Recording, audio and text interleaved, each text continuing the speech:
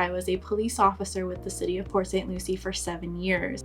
I was an FTO, which stands for Field Training Officer, so I was in charge of training all the new officers in their role. And I was also a part of the training team, so I did things like firearms, defensive tactics, and taser instructor and first aid. So this was just a normal day. I had a new trainee in the car with me. He was a brand new officer. We were taking all the calls we could, and we got dispatched to threats of suicide.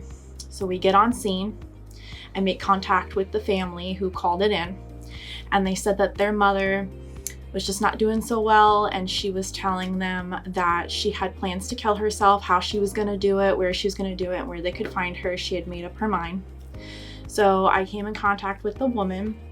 She was probably in her, I'd say mid-40s. She was a US Army veteran. She was honorably discharged, and she was just in a very dark headspace.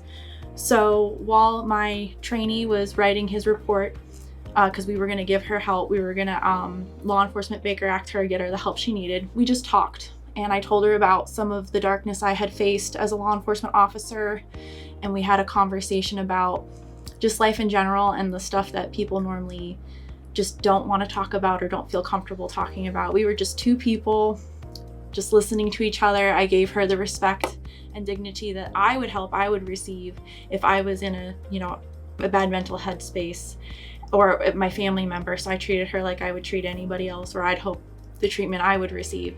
So fast forward a few months later, one of my partners, she was leaving her apartment complex to come to duty, and she goes, "Hey, do you remember so-and-so, that lady you Baker acted a few months ago?" And I'm thinking, oh goodness, did she end up passing away? Because sometimes we could help people as much as we could, but sometimes it wasn't always a happy outcome. And I said, yeah, I remember her. And she goes, oh, well, she lives in my apartment complex. I ran into her on the way to work, and she said, hey, I want to give Officer Rhodes a message.